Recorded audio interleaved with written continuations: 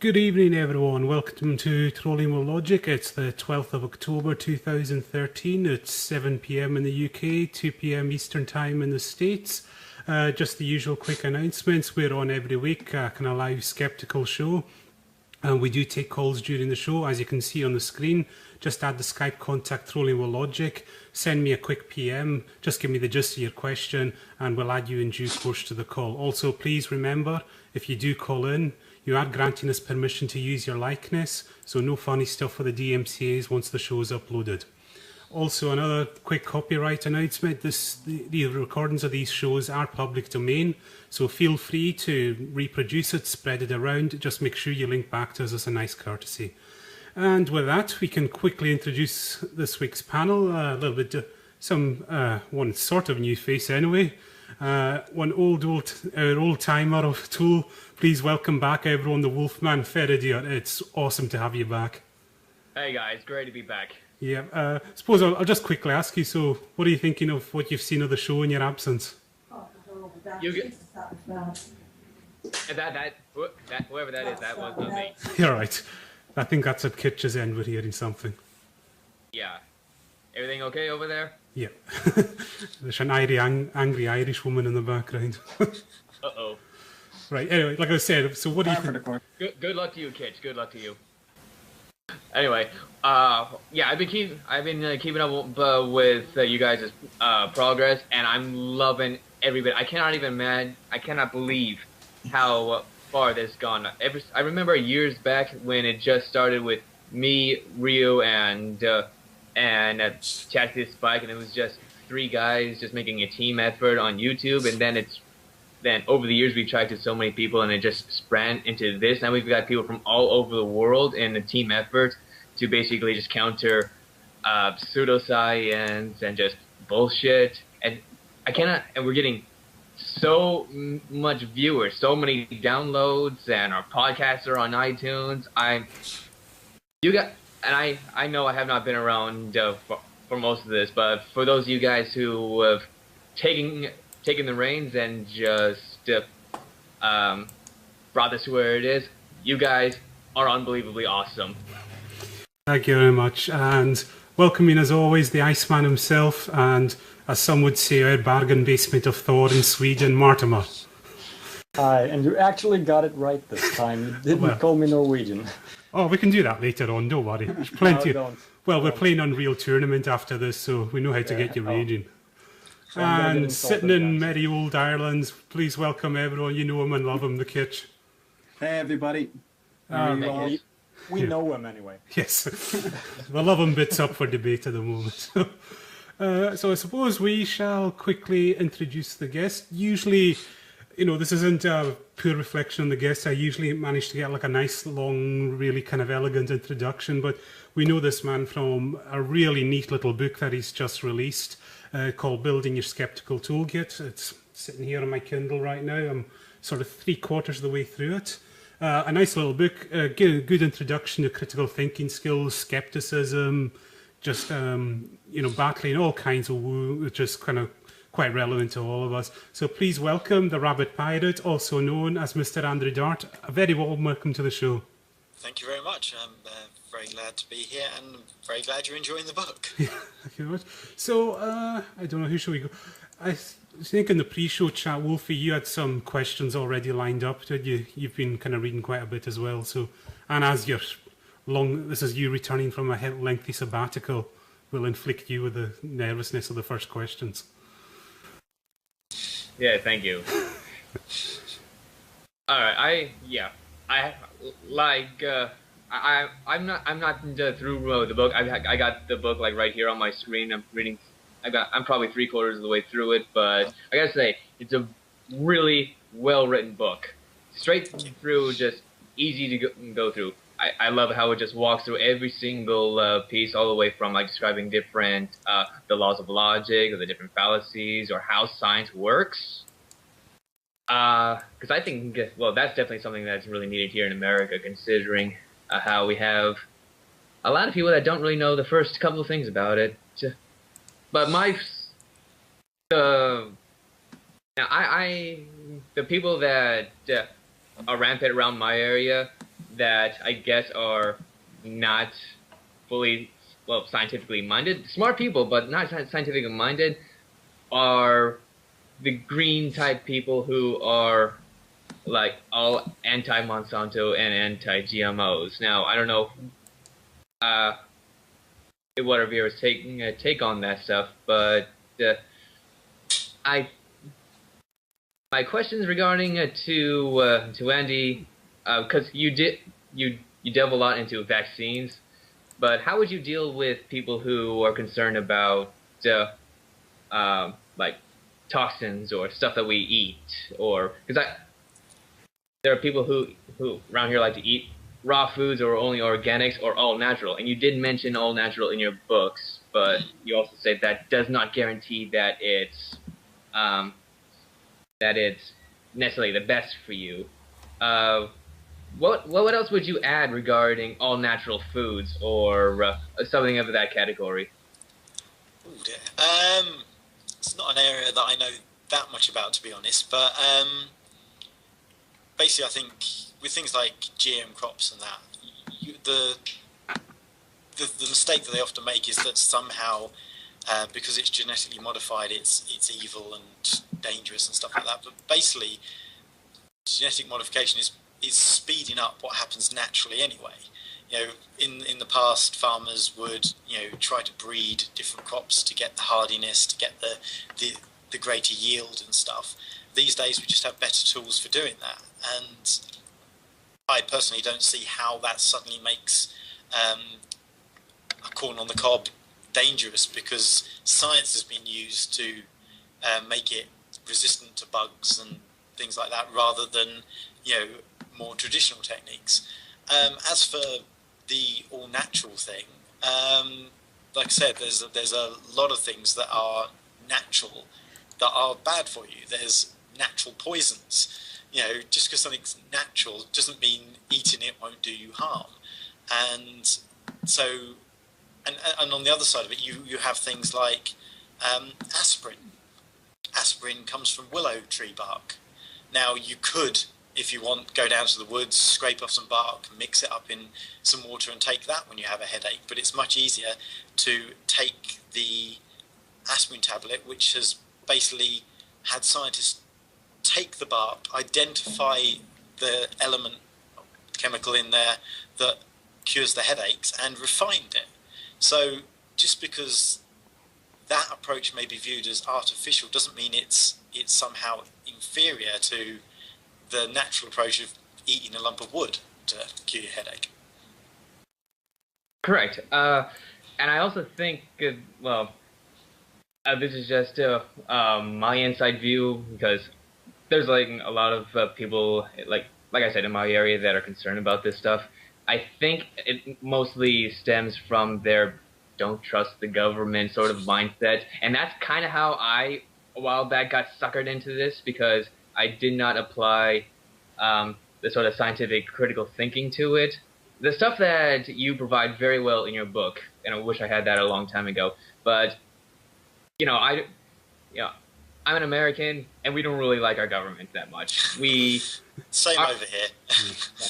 Our polls show cockroaches are more popular than our government. So from that perspective, since we don't trust the government, we don't trust that they are testing the foods properly. We don't go from that. So it starts from a political perspective, and that is basically the core of it. It's not. It doesn't start off as a sort of a health issue. I don't think it's because the USDA and the EPA and the FDA, they test these things. They make sure the farms are efficient, and they make sure that the food is safe or healthy. There's like no link that leads to cancers that found in these foods or whatever. So it starts from a political mindset, and the scientific mindset is not included in there. So, but when I started thinking about it, do these foods work? Then I looked into the scientific literature, and I could not find anything. And I'm like, okay, I don't think I'm in the right position for this. And yeah, and ever since then, I've been sort of deemed a sort of heretic, more or less, from the organics or the organic people around here. But it become almost a second religion to these people. If you just apply a little bit of the critical thinking or the scientific mindset, and you'll be able to see you'll be able to see behind the curtain and see how full of nonsense it is. The same with religion. It's the same with the organics. But in order to make that step, you need to know. You have to keep in mind or understand laws of logic, how to do experiments, and how to just go through the scientific method and build your skeptical toolkit. So, Could I this book add is something here? Yes, go ahead. I think, and I'm sorry, I haven't read that much of your book. I haven't had time to do that. I like what I've read so far, though. So maybe you cover this idea of some link between politics and science, like what's accepted by the mainstream scientific community is often regarded as, that's what the powers that be want you to believe or something like that. So it gets mixed in with this distrust of politicians or whatever. You see that in the climate change thing, for example. When you have someone actually bringing in actual science, saying, we have a problem here, then it's all, so you're a communist. It's, it works both ways there. It's not something I actually go into much detail in the book. Interestingly enough, I wrote a whole chapter about how to identify experts and how basically you get a lot of claims where it's like, my expert is better than your expert, and so I wrote a whole chapter on how to identify if someone really is an expert in the field that they're talking about, and ended up taking it out of the book. Now it's available as a PDF on my website if you feel like reading it, but basically I go through talking about do they have expertise in the field that they're talking about? Are their qualifications from legitimate institutes, or did they buy them online? And are they making claims based upon the evidence? Are their claims supported by the general consensus of the scientific community? Things like that. I haven't really touched on like the political angle of it, but I completely agree with what you say, and especially with things like climate change. And issues like that, you have vaccines come up there as well. Politicians want people to get vaccinated, so obviously that's a conspiracy, right? And then you get on the other side, you get political candidates who campaign by being against those things, and it's because they know that there's this distrust of them, because people distrust the government. So if they come out against them, people will trust them. And it's worrying when science becomes politicized, and it's like science isn't up for a vote. We don't vote on scientific truths. And that's kind of the point that I'm sorry, Ferry, I'm going to be quick here.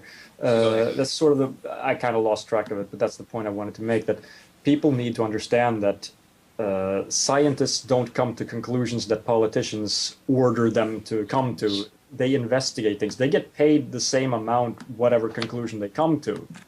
You don't, Kitsch, for example. I mean, suppose you come to the conclusion that gold nanoparticles can't be used for anything. You're still going to get paid the same. Pretty much. Yeah, exactly. So it's not that scientists are just government pawns or something. They haven't been bribed to come to a certain conclusion. And a great example that you could tell that scientists are not pawns of the government is when you have the politicians going against the scientists. And because if the scientists were working for the government, you figure the politicians would be right next to them instead of being against them. And a great example here, back in America, would be in Texas. A while ago, there was this whole fuss regarding what's going to go into the Texas school books, and one of the opponents of it, I don't remember his name, I just remember he was a dentist, and he said this to the board, the school board. He says, "Someone's got to stand up to these experts." Oh, yeah.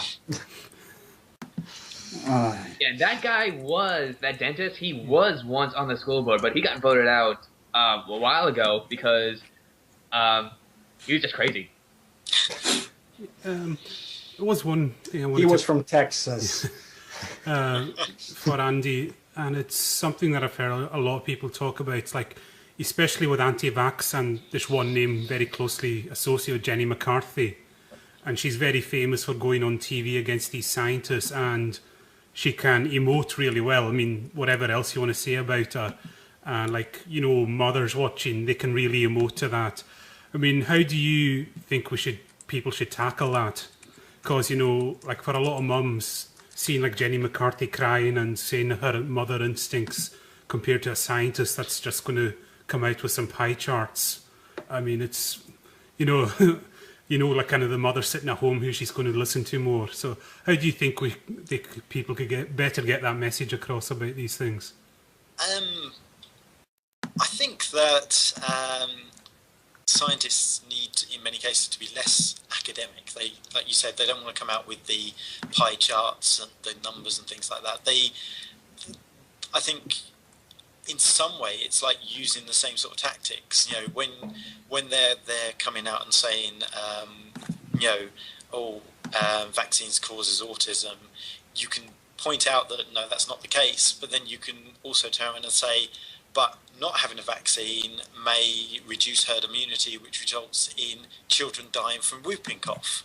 You know, you can still use the emotional arguments because they exist on our side of the fence as well. I mean, not necessarily saying that's always the best approach, but I don't think we need to, just because we're being in the skeptical side of things, we don't need to be pigeonholed into just talking about facts and figures. We can use stories and anecdotes and things like that to put our point in across, because, you know, those are the things that work better with the lay public anyway. I mean, you read some of like the famous books on skepticism, like Demon Haunted World and things like that. It's all stories and things like that. It's drawing people into the story and showing how this works in the real world, rather than just presenting them with facts and figures. So. Okay. Any guys? Do you have any follow-up questions there? Yeah, we haven't heard from Kitch that much. Yeah, Kitch. I think you'll you probably on the have some spotlight. questions on this. Yes. I just wonder why did you write this book, the Building Your Skeptical Toolkit? What was the driving force for you to sit down and start typing away? Because it's a great book, and Thank you. but it's quite a lot of work, so you must have been really motivated. I suppose the main motivation was thought that I wanted a book that would have been useful to me when I was first starting out as a skeptic. I remember when I sort of first came across the concept of skepticism as something you could be, you know, being a skeptic, actively engaging in skepticism. I was coming across things like Skeptic's Guide to the Universe, where they would talk about using skeptical tools, by which they meant concepts and ideas such as the scientific method and an understanding of logical fallacies and things like that, in order to evaluate the world skeptically. And it took me, I think, years to feel I was in a situation to call myself a proper skeptic, because I had to do so much research and so much reading and listening to what other people said before I understood the tools that they were talking about.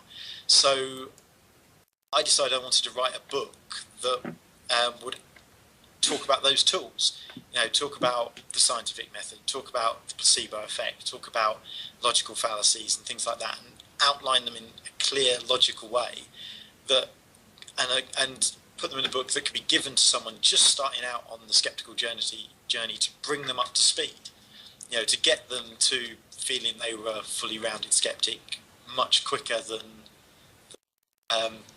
I did.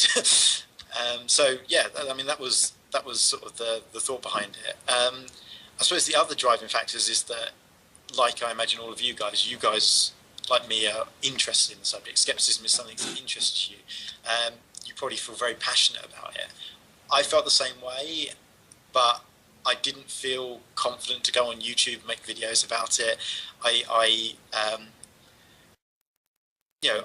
tried doing a blog and things like that, but I found that I never got around to like keeping up to date. So then, so I found that writing was a good way to do it, and I spent I think 3 years writing the book on and off.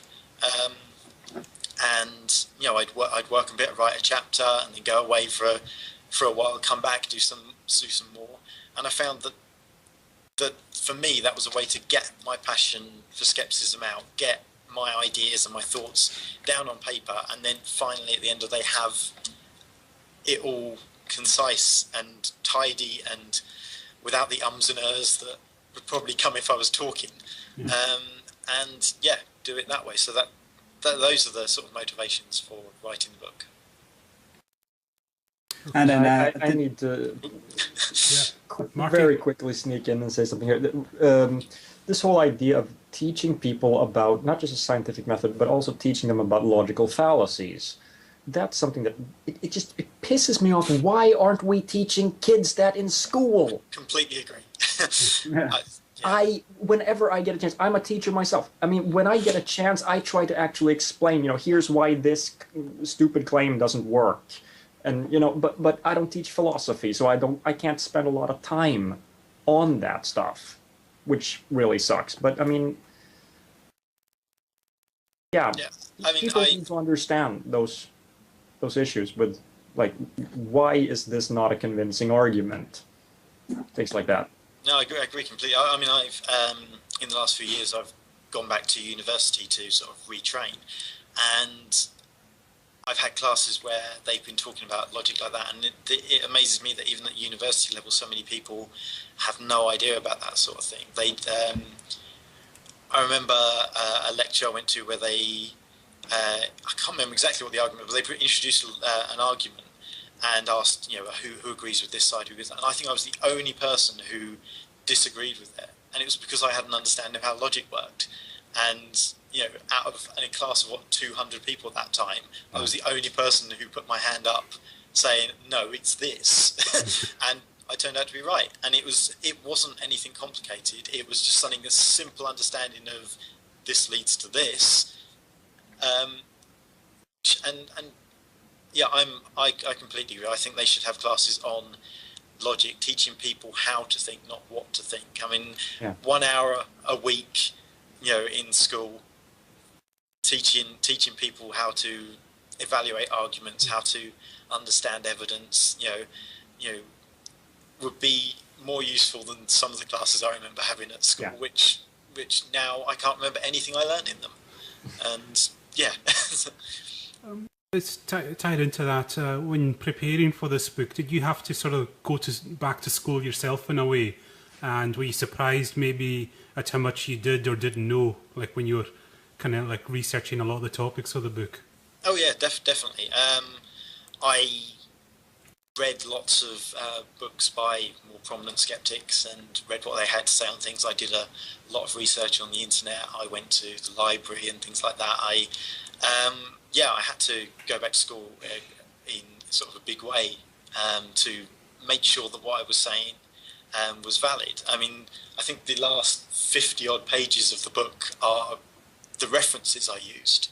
I mean, there's hundreds of the things. I was like, I didn't want to say anything in the book unless I had at least 2 or 3 sources backing it up. I didn't want to base it on like what one website had argued.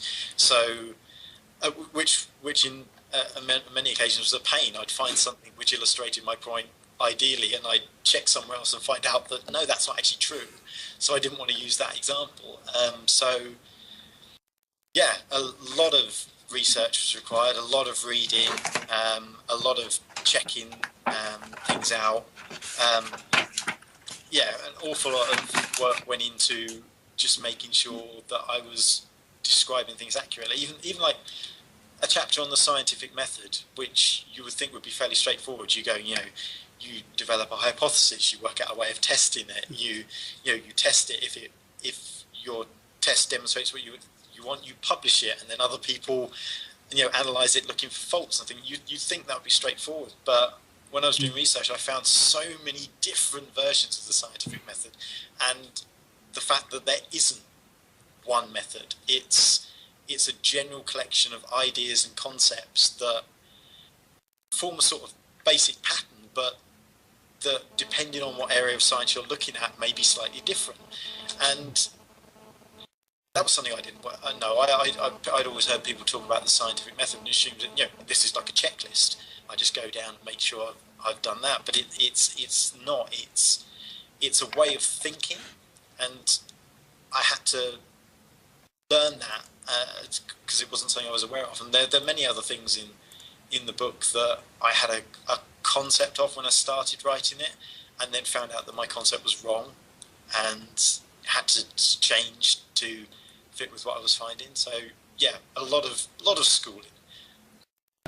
Did any of the scientific methods you come across mention the stage where all your experiments fail and you're in the fetal position for a week? No, but yes, I know that stage well. Or when your paper comes back and they just said, no, this sucked. Yes, just submitted a paper myself based on my dissertation in my undergraduate, and I'm currently waiting for it to come back to say it sucked. So yes. Okay, guys, I do have a caller wanting to come in, so if you guys can field a few questions while I get the caller in.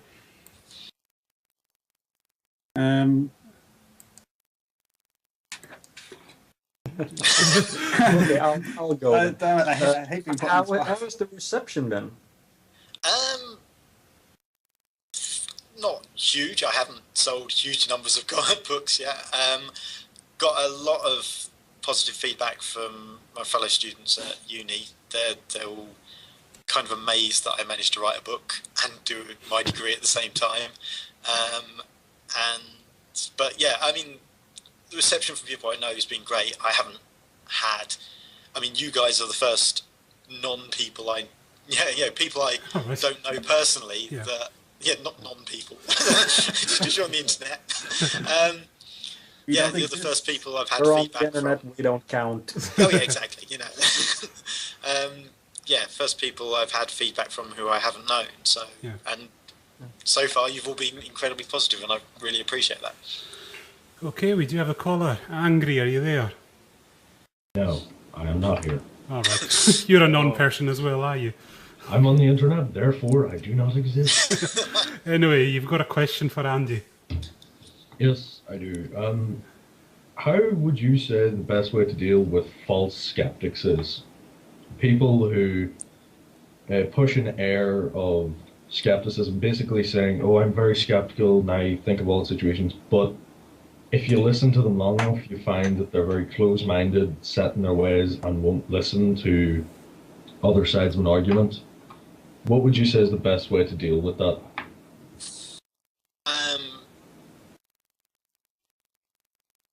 Patience and evidence, and I suppose taking their arguments back to basics, finding a point where you have common agreement with them, and then working from there.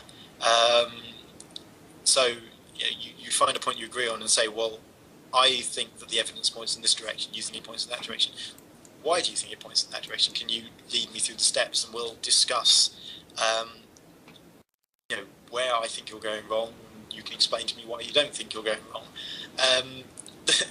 Interestingly enough, as I was saying earlier, that I wrote a chapter that I took out of the book. I wrote another chapter that I took out of the book about false skeptics, about people who claim to be skeptical but aren't actually skeptical. And so the two topics that have come up today are the two chapters I took out of the book. So that's always good. Is there a third chapter, just so we can cut straight to that in the questions? No. Just those two. I think it's you have to start with people like that from find some common level of agreement. Otherwise, you're not going to get anywhere. If they're saying black is white and you're saying no, it's not, you're not going to get anywhere with that. And I think sometimes at the end of the day, you have to admit that there are people you can't reach. Someone who's saying, I don't know, 9/11 was an inside job. I'm skeptical because I think it was a conspiracy, and you're probably not going to convince that person. So you have to decide what the point of your conversation with them is. Are you going to waste all your time trying to convince them, or do you want to get the alternate ideas out there for less biased people to read? Before we started going on the show, there was talk about Ray Comfort, and I often find myself over on Ray Comfort's blog. I don't know why I do it to myself, but the main reason we all do similar things. I know is you have your crazy moments. The main reason I go there is not to try and convince the people who post there that they're wrong. It's to offer the alternate view, so that someone coming in who's not already set on one side or the other can look at the arguments and see that one of them makes more logical sense than the other. One of them presents evidence and reasons, and one of them is going, but what about this? What about that? And I think sometimes you can't reach people, so you have to do the best you can with what you've got to reach others through that. So has that answered your question at all? I don't know. It actually kind of did. Correct me if I'm wrong, but what I'm getting from this is what you would say to deal with a false skeptic is, if you can't reach them, then at least try and, in a way, reach the people they're talking to or about, in a way as to kind of give an alternate view and let them make up their mind. Yeah, I guess so. I'd say when it comes to reaching anybody, the way it's pretty much the same. You present evidence, you present reasons for your argument, you try to show why their arguments are false. But when you have someone who, because people who are, like you're saying, false skeptics, they tend to be, in my experience, kind of hardened in their beliefs. The people who are skeptical of the story behind 9/11 or skeptical of evolution or things like that, they tend to be quite strong in their beliefs that they're right, and sometimes you can't reach them. So the only thing you can do is present your reasons and logic and arguments against them to their audience, to the people who might be more open. Fair enough. That also means that you shouldn't be having private conversations with them. You should keep it in public. Yeah, there's just no point. I've had this on YouTube so many times, like, we can't have a discussion in the comment section because, they suck. So let's do it via PMs. And, well, no one's going to see it then. And there's no point. No, because I'm not going to convince that idiot.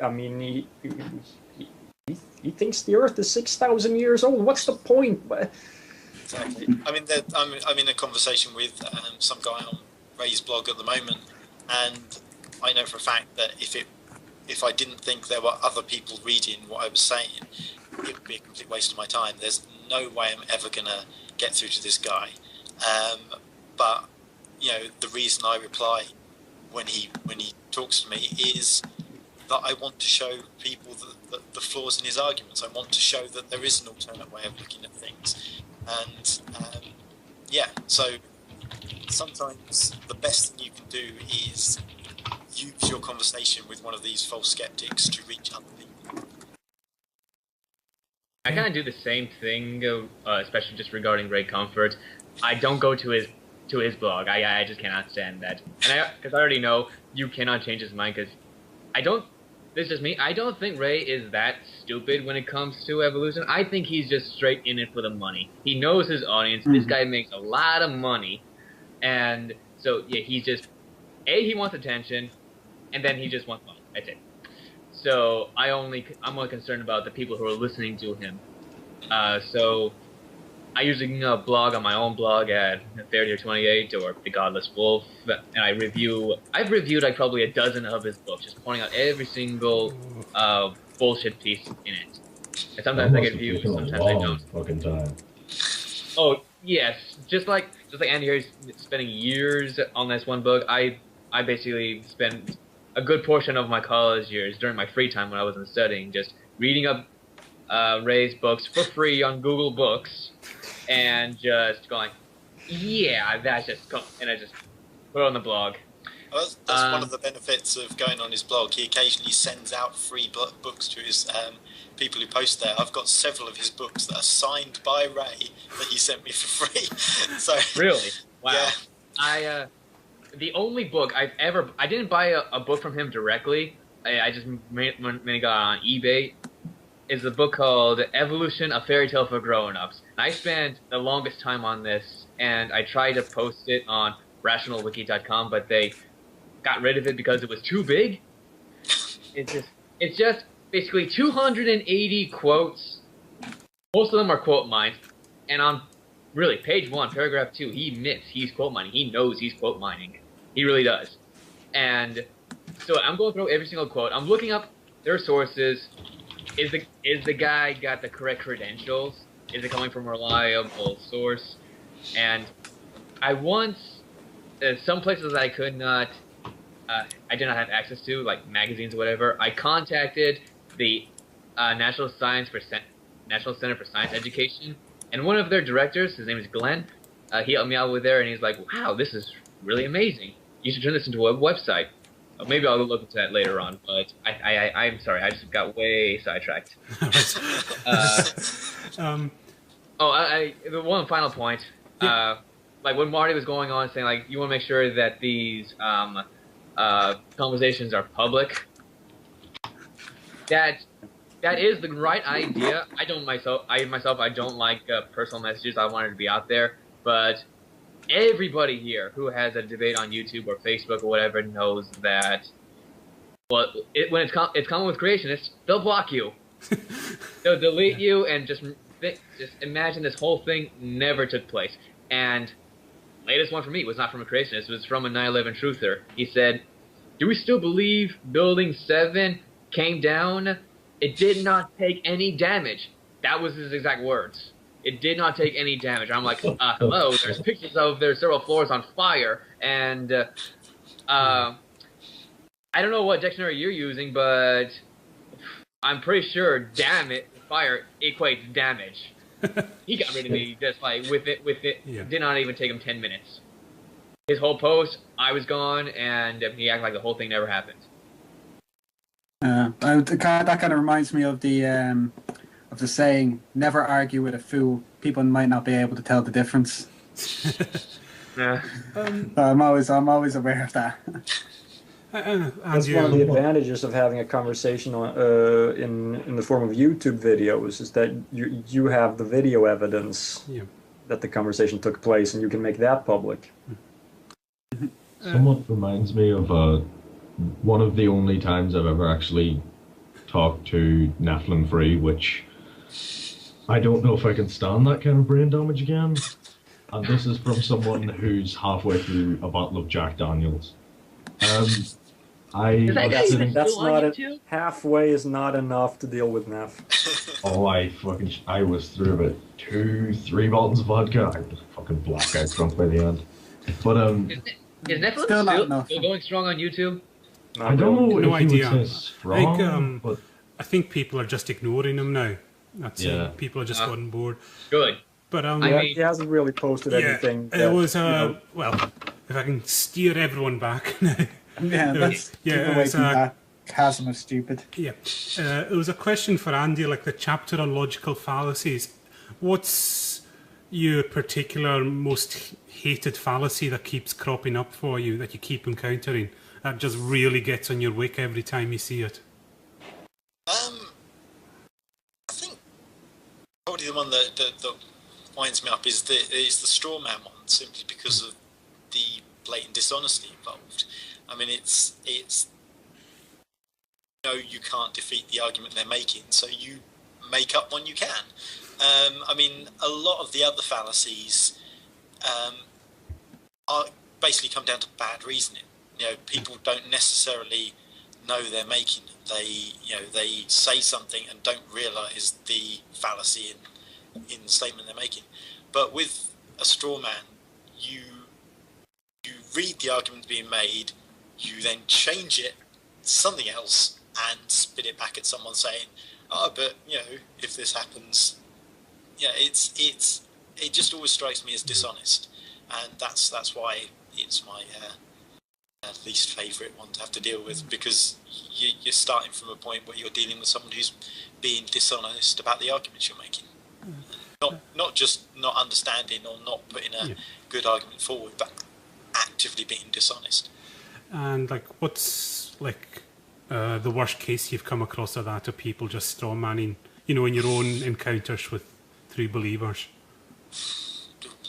I think just go over to Ray's blog and read any conversation I've had with someone over there. Yeah.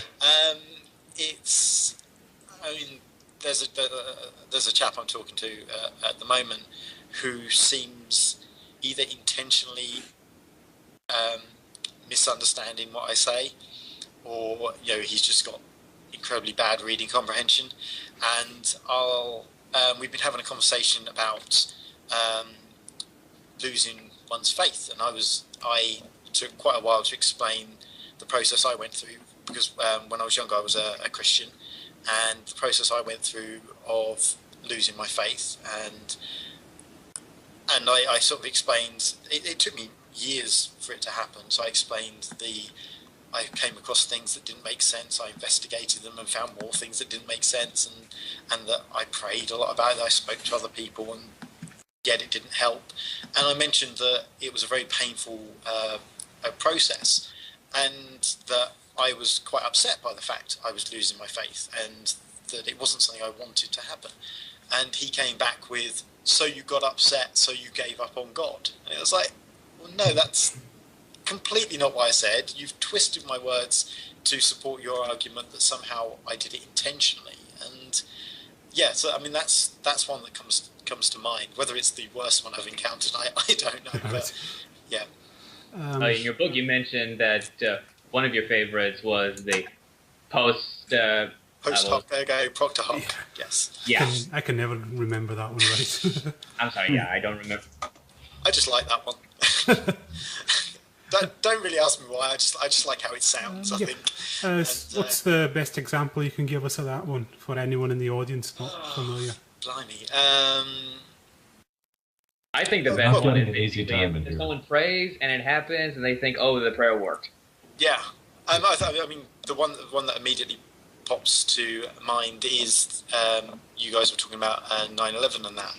And there's, I believe with Building 7, there's a recording of someone saying "pull it" or something like that before the building collapsed.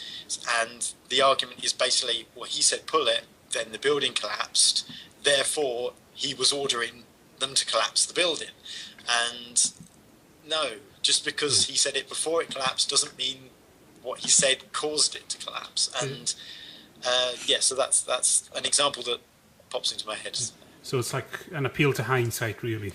Yeah. It's just because something happens before something else doesn't mean that thing caused it. So and another example that I would suggest is vaccines, and parents who say that their kids who developed autism, they said immediately beforehand or in around the same time they got their child to dose of vaccinations. And then they say, "Oh, that has to be the cause." Yeah.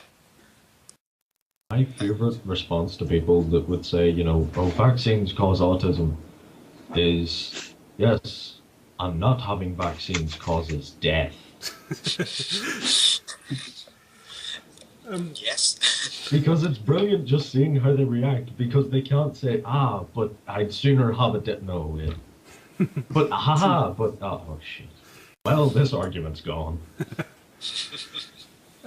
Was one thing that came up there, and I just saw this the other day, and it's something that's come up in some conversation, and it might sound bad at first, but what I've tended to notice is just looking, at the newsstands, well, especially here in the UK, that for some reason women always seem to be targeted by woolmeisters. Knows that they're always very specific. You just look at women's magazines, and there's always like, homeopathy and spiritualism and all that.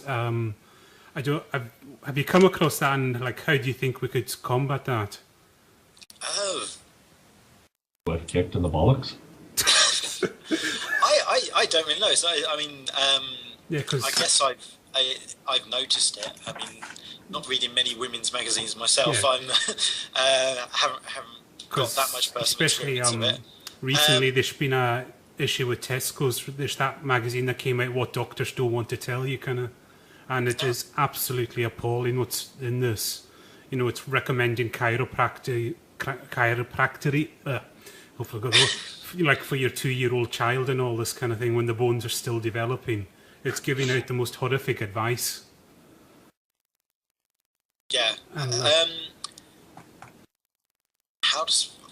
I'm probably the wrong person. I think you probably need to talk to a woman skeptic to or get at the best least, advice. or at least, say if you're at work and you see like one of your co-workers sitting down to read that, how do you kind of bridge that gap? Whereas, because they're obviously reading, oh, well, this looks good, and this person says that, and that. Well, could I actually chime in on this? Because I work in Tesco's, and the few times that someone's gone to buy that, I will just look at the cover and say, you do know this is just full of bullshit, right? And I've had my manager say, you're not supposed to say that, and then just point to the cover and the shit that's on it and just say, look and laugh. Well, apart from the Northern Irish solution, what do you recommend, Andrew? Did I mention bricks, bottles, or explosives? No, shut up. I guess. I mean, you can't always sort of go wading in there. If you see like a co-worker reading something like that, you can't always just jump in there. But I mean, if they raise the subject with you, you can say, well, I don't believe that's the case, and here are my reasons for it. Like you mentioned with the chiropractic, you can outline why it's not good for children. The dangers of it, the problems with the science behind it, and things like that. And obviously, it's a work situation. You can't be too forceful. You can't start calling them an idiot for believing or things like that. But you can sort of sow the seed, so to speak. You can express your doubt on the matter, explain your reasoning for it, and hopefully, if they come across something like that again, maybe they'll come to you again and say, oh, I read this. What do you think? Think about this. This is similar to what you said before. I mean, it reminds me of a thing I remember a few years ago going to my local GP, and they gave me an appointment card, and on the back of the appointment card was an advert for Reiki,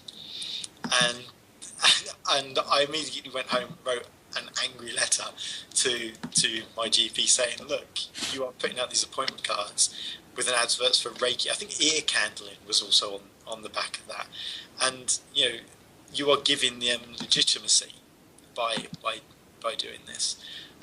This is a complete tangent, but my point was that if you're going to have a discussion with people, you have to outline your reasons for disagreeing, be polite about it. Don't go, you're wrong, blah blah. That's often on the internet. Often it's I'm right, you're wrong, but butting heads sort of thing, because people tend to be more like that when they're anonymous and that. But when you're having to deal with people on a daily basis, you have to let them know that you disagree with them, but do it in a sort of polite way. And I mean, I think I mentioned at the beginning of my book that I used to work with one guy who didn't believe in the moon and other planets, and a woman who was convinced that Princess Diana was still alive despite being in the accident, that she was immediately picked up by the ambulance, whisked away, given plastic surgery, and now lives somewhere else in the world. And I completely missed this part of the book. Yeah, there's how you deal with people who are coming from that things without going, you're crazy. Yeah. There was no evidence for that. I mean, like I said, the guy who didn't believe in other planets, was skeptical about the existence of the moon. And how do you address someone like that without being rude? So all you can do is sort of say, well, I disagree with you on that. Here's my evidence for this. I'll bring in a pair of binoculars. We can look at it together. But you can't insult them in any way if you're going to continue having a relationship with them, I don't think. True, but I think it's safe to say, for myself, and I'm sure a fair few other people here, that if you were in a conversation with someone and they said the moon didn't exist, you would take them outside at night, point at the big glowy orb in the sky and say, what's that then? Yeah. Oh, yeah, no, I did that. I brought in my binoculars and we looked at the moon and we looked at Jupiter, which was in the sky at the time, and I didn't convince him. All I can say is that he was not convinced. He still thought it might not be real, and so I kind of stepped back from that one. I left him for that. He wasn't harming anybody, not believing in the moon. So, but all fun and games. Okay, guys, we've got another caller. I'll be adding him in a few minutes. So, can you field some questions while I get the caller ready, guys? Yes, I have one simple question. How to science?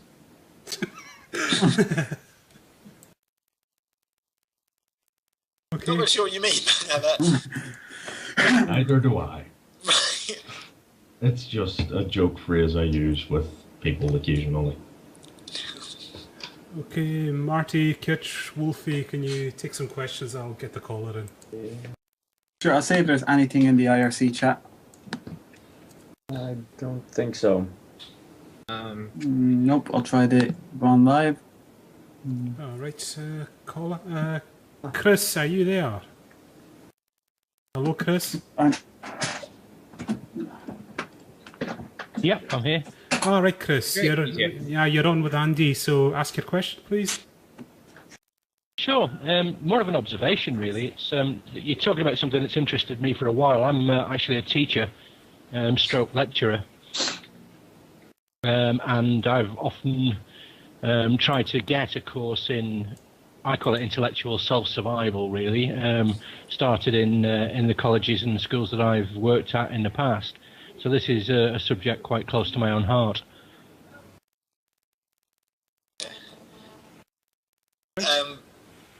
Yeah, I mean, I think it's a subject that really should be taught.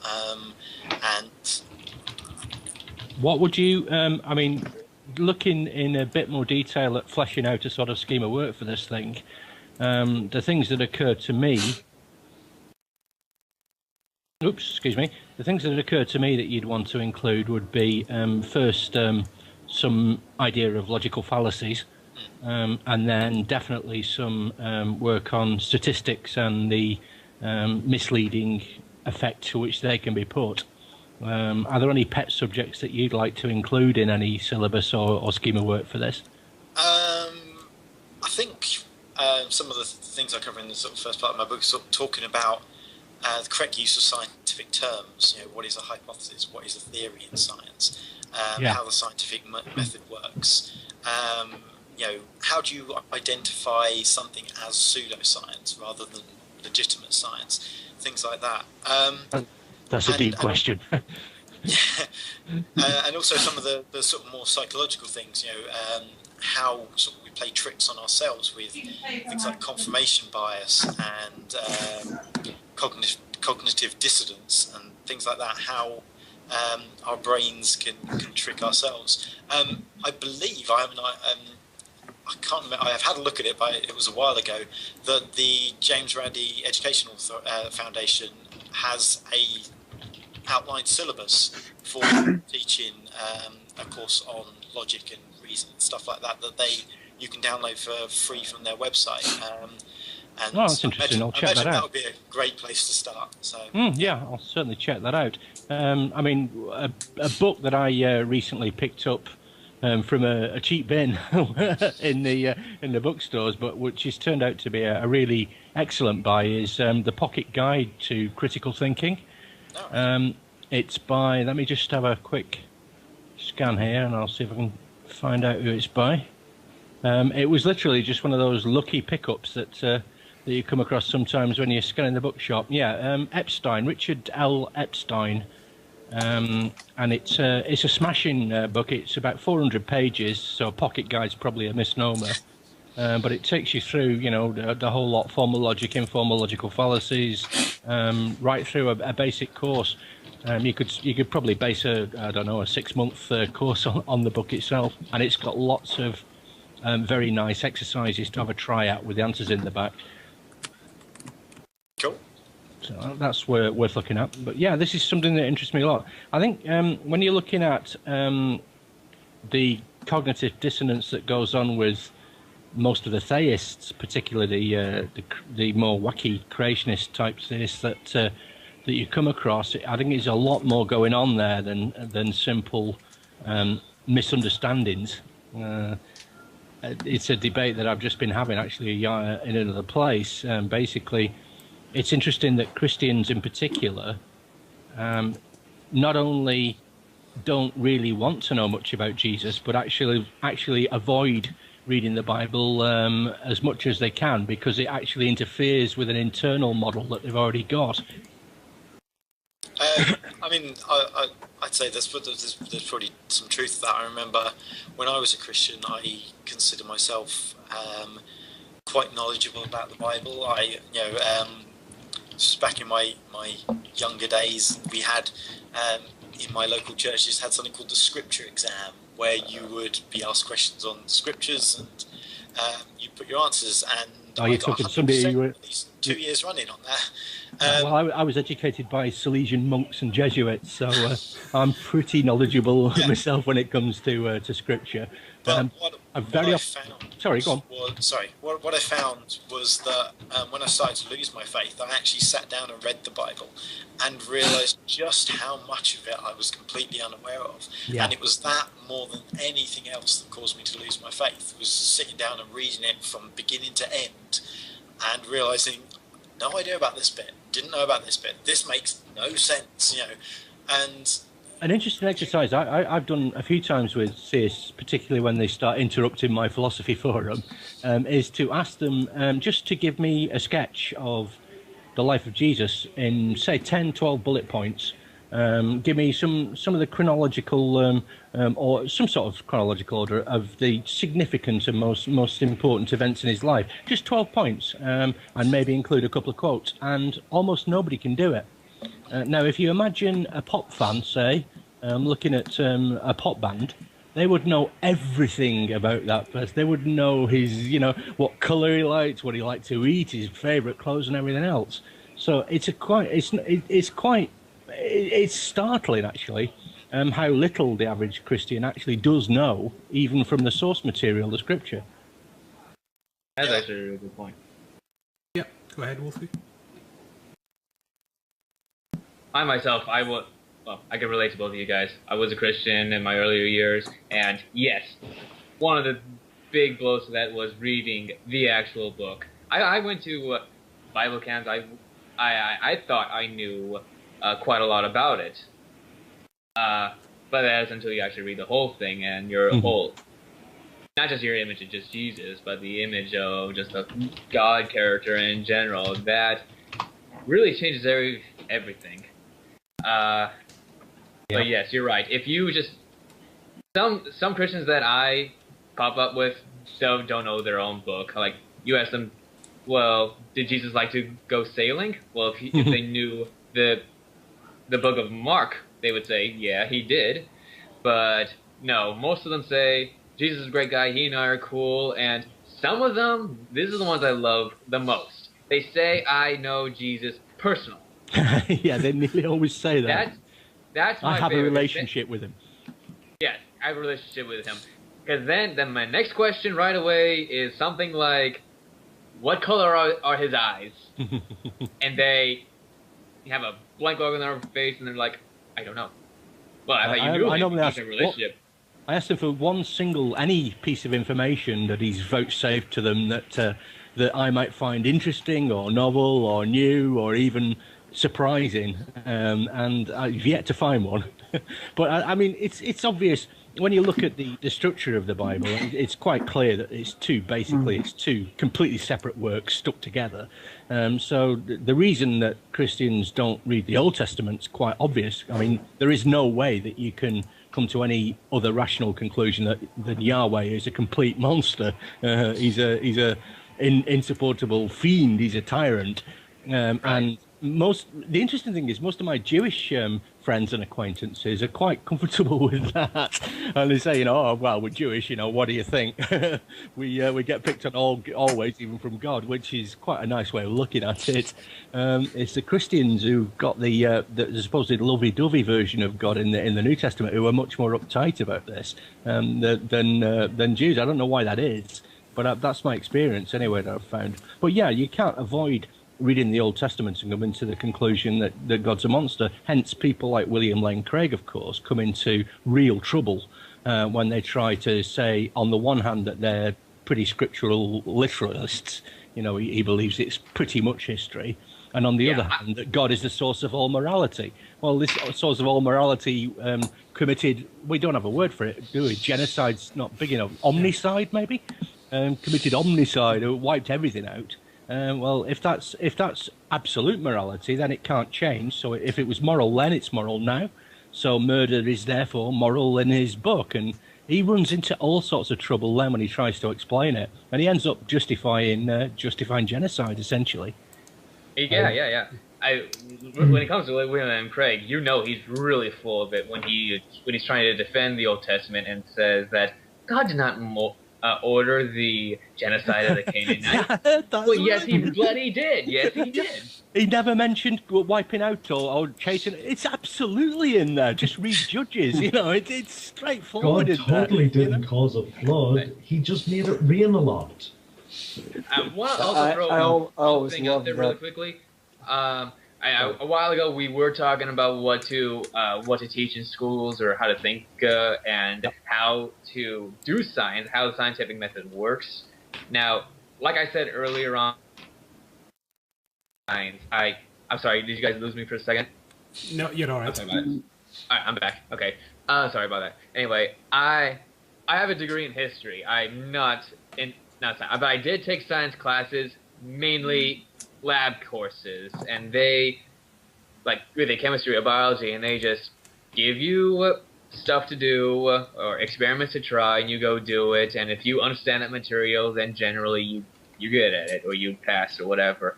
But they do walk you through how the scientific method works, but they don't really teach you how to think or evaluate evidence. But in history, they do teach you how to evaluate certain types of evidence, mainly your sources, primary sources, the secondary sources, what doesn't count, like hearsay. And it's that sort of training that helped me understand the sources in the Bible. Are they reliable? Who wrote them? Do we even know? And, well, I generally lost my faith before I learned this, but when I'm looking back, I'm like, if I knew how to evaluate these sort of stories back then, I'd be like, I would have not accepted that at all. It would be almost on par with like the Greek myths. I think you've hit it on the head there, because basically the only tools we can use are the tools of the historian, aren't they? When we're looking at the Bible, and particularly when we're trying to reconcile the archaeology and the actual physical evidence with what's written in Scripture, you need to be familiar with the skills of a historian. The scientist's skills are not really going to be much use to you. You're not going to be doing much hypothesis testing. If you're going to analyze the utterly stupid claims made in the beginning of Genesis, for example. Oh, yeah. Then science definitely applicable. Yeah, plants before sun and that sort of thing. Yeah. Absolutely, yeah. Also, if you were to take a chapter or even a whole book like Acts of the Apostles, which is considered the historical document describing the early days of Christian church, and you take into account that the only reason I think it was Paul that did it, is because of a few little things like the openings of those two books are kind of similar, and there's also some other things. And he says we instead of they sometimes. Ooh, must be Paul.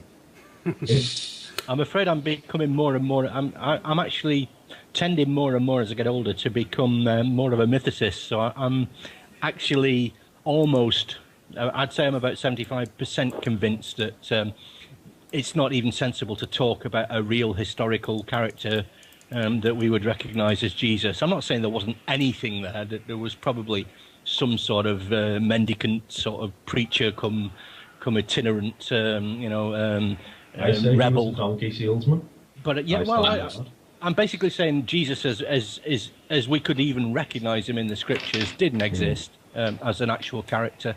And I think the evidence, as we move away from theology students basically doing all the work, I mean, up to now, biblical studies has been a disgrace really to academia.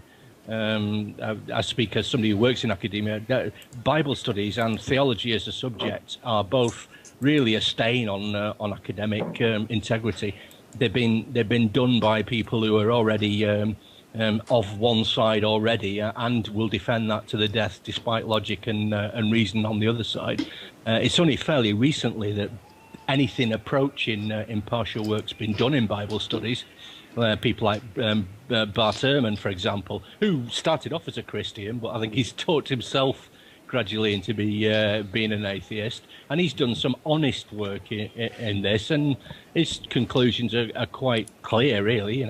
70% to 90% of what we read, Jesus never said, couldn't have said, and not only didn't say it, but there's no possibility that he could ever say it. All the work by the Jesus Seminar and various other committees of Bible scholars that have been got together to try and look at the historicity of the New Testament, they're all pretty much telling us the same thing. Most of it's bunk, It is funny, as someone who did study, as it's called in Northern Ireland, RE, or religious education, which is hilarious because it's just the one fucking religion and the one subset of that one religion, which... I got the Jesuit version, mate.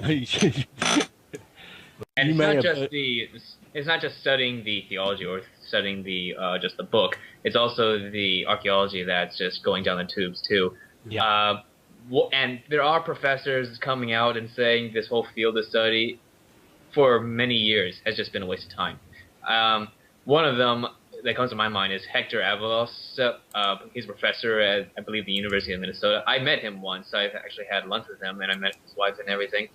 And we were just engaged in the conversations regarding what are we still teaching, or what are we still trying to learn, and we're not really going anywhere with that. Well, basically, if you think about what's happened, the Israeli government basically said to its archaeologists, look, here, unlimited funds, unlimited budget, prove the Old Testament, go away and we'll let you into all the parts of the Middle East that we've now got access to since the Six-Day War. You've got all this unlimited resource, go and show us what you've got. And they came back, and to their credit, they're pretty honest about this. I do credit the Israeli archaeologists with more honesty in this than most Christian apologists. They basically said, "Well, nothing doing, guys. We can't show even that these things existed. Never mind some sort of chronology or a verifiable basis to the Exodus or Moses or any of it, really."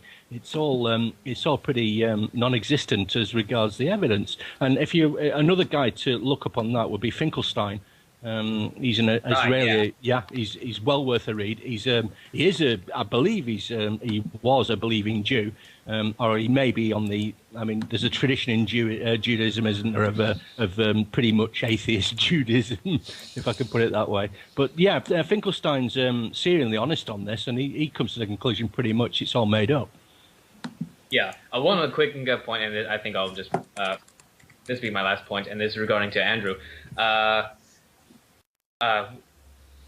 Another thing to apply to skeptical toolkit. One that comes to my mind, especially regarding the archaeology part. James Randi actually made a short video regarding the archaeology that's going on in Israel and how that there are some bits of it. Well, the sites they dig up still don't match the stories. And even though that these archaeology sites are being just like thrown out there on the media, like, "Ooh, we found this city, therefore the story in the OT is true," but they're like, "No, you have not."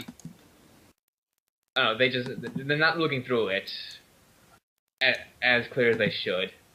It's not matching the story. It's not even matching the locations or whatever. The size of the city is like way off proportion. It isn't even a town. It's just a hamlet or whatever. David was some sort of little minor royalty, unimportant guy. You've got the Canaanites actually giving rise to Israel rather than being the great rebel that Israel went and conquered and wiped out. It looks more and more now as though the Israelis and the Canaanites lived pretty much together for about 4 centuries.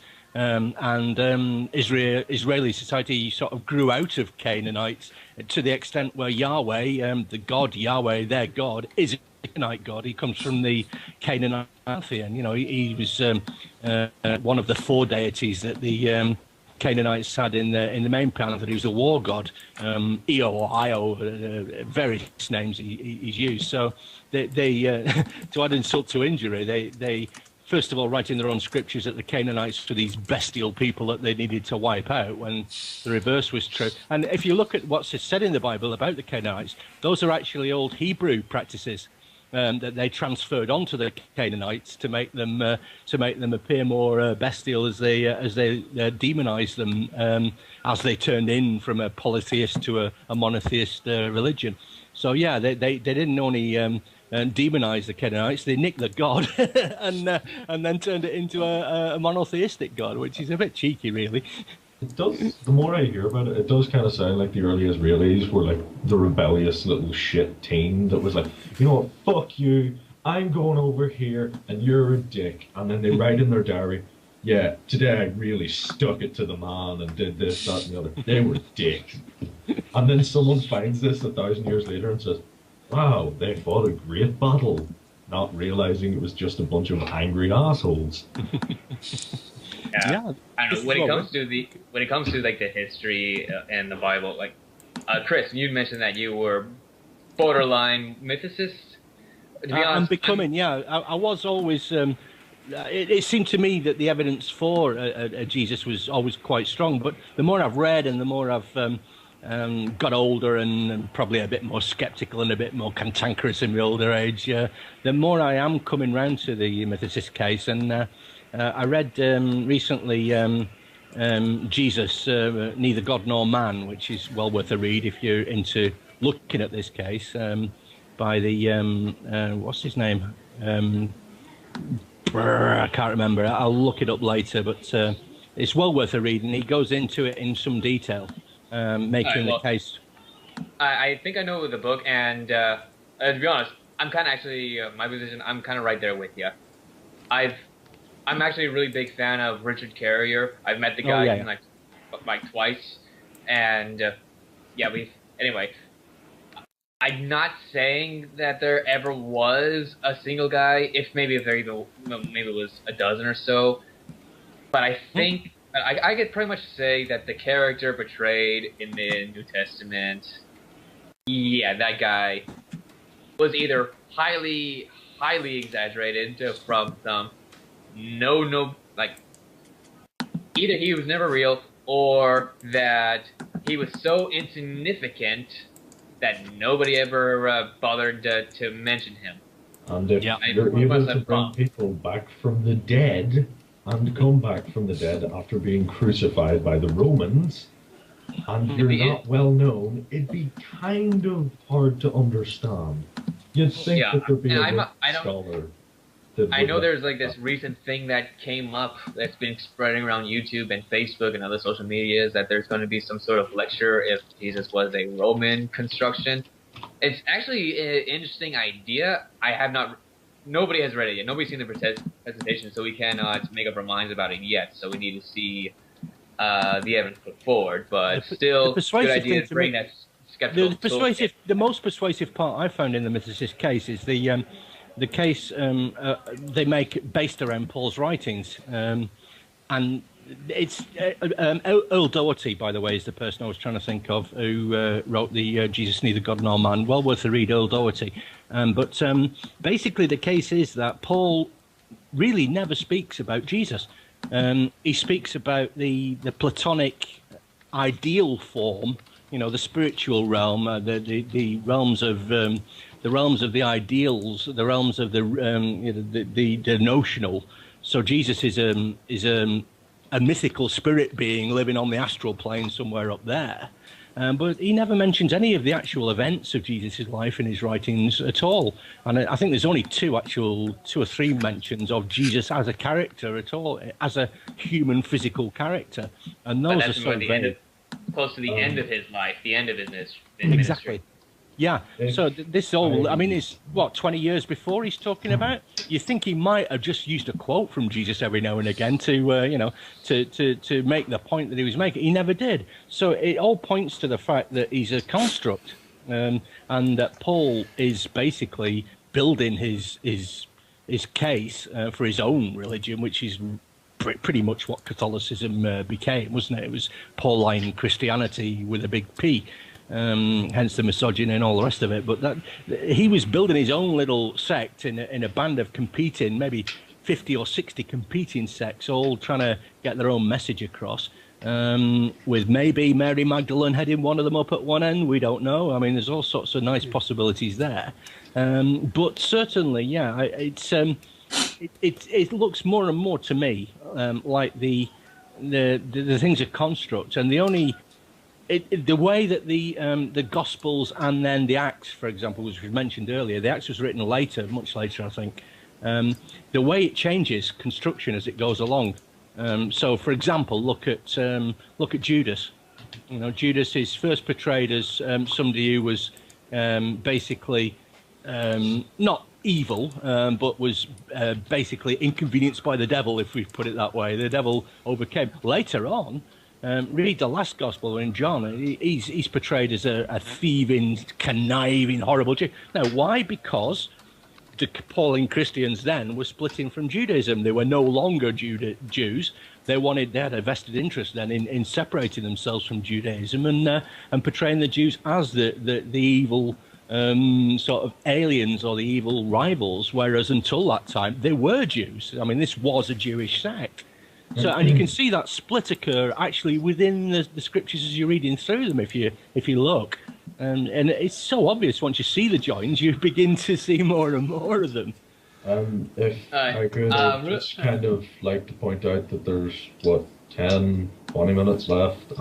Yeah, sorry, I'm monopolising. Apologies. Oh, don't worry. Yeah, I was about to say the same thing. We should get back to the guy that we were actually here to talk to. Absolutely, yeah. Chris, you're welcome to call in anytime. Call in the future. You're very welcome. It's been great having you on. You can stay in the call and listen in here if you want. Sure, it's no problem. We'll do. Yeah, but I'll be quiet now. Y'all hush up now, you hear? Yeah, we've got the Northern Irish diplomacy at work here. well said. No bricks, bottles, or explosives, so it's not Northern Ireland. Right, Angry, you were going to ask a chat room question for I Andy. was. If I can get the fucking thing here. Yes. Great Bob, which is such a very humble name, asked to Andrew, what was the most awkward question you have ever heard a theist idealist try to push onto you?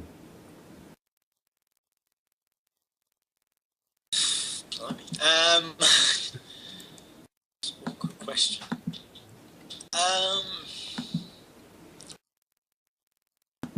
I don't really know if this is the sort of thing they were expecting, but I always find it entertaining when you end up in a situation where you have a theist trying to defend genocide as a good thing because God committed it and God can only do good things.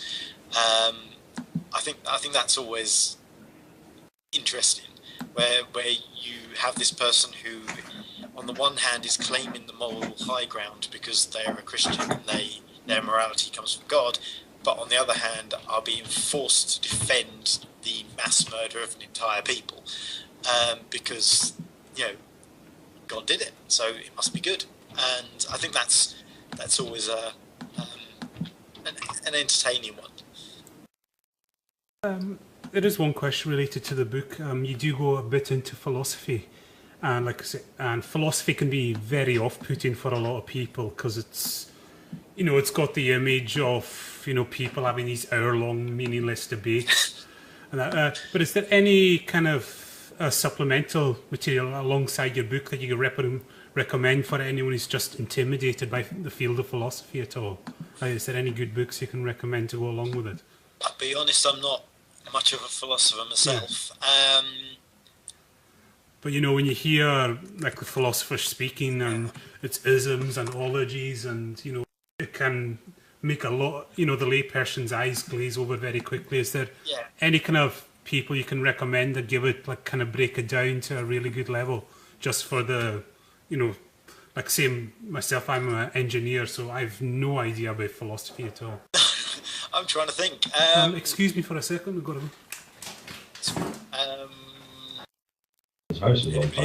anybody else got any suggestions? I can't think of any names off the top of my head of people who provide good introduction to philosophy and stuff. Daniel Dennett. I think Stephen Law does some stuff, doesn't he? Yeah. Yeah. Oh, sorry about that. That's all right.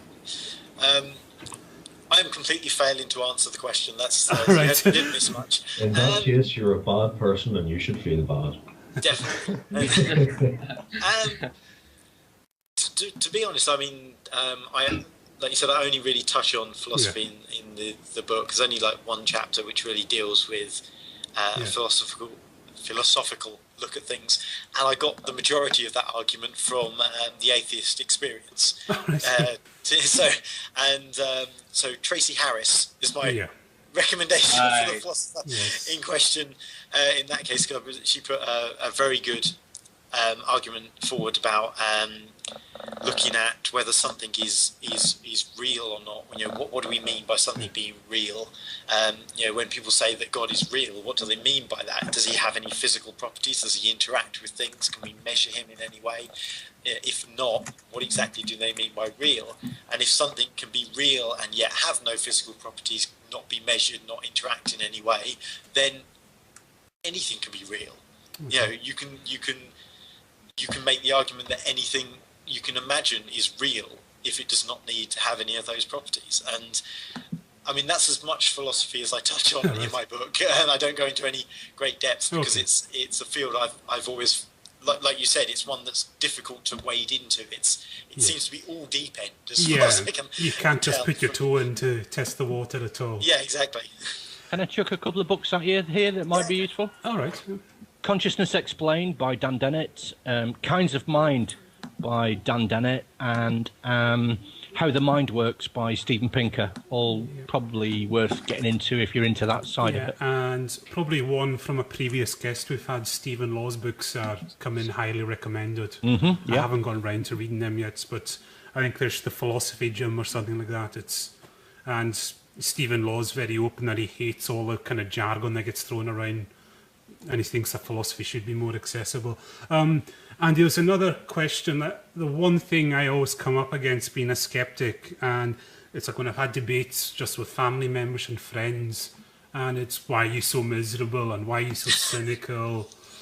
How do you deal with that? Because it's the one thing, even like I remember once at work I had like a skeptic magazine, and they say, oh, that must be awfully depressing reading just about how this doesn't exist and that doesn't exist. How do you, combat, when people think you're just a cynic if you're a skeptic? I guess probably because by simply being passionate about it. I think, as many of my friends will attest, I can talk about this stuff for hours, and I will go on and I will get excited and animated and stuff. And I imagine it'd be very hard to talk to me about it and think I was being cynical and miserable and all that, because I find it fascinating. I find the skeptical approach to the world, the scientific way of looking at things, the way of getting into the detail of things and trying to find the truth out there, rather than saying, oh, this is true for me. It's being interested in what is really true. What can we find out about the world? What information is there out there? How can we better understand the universe and everything?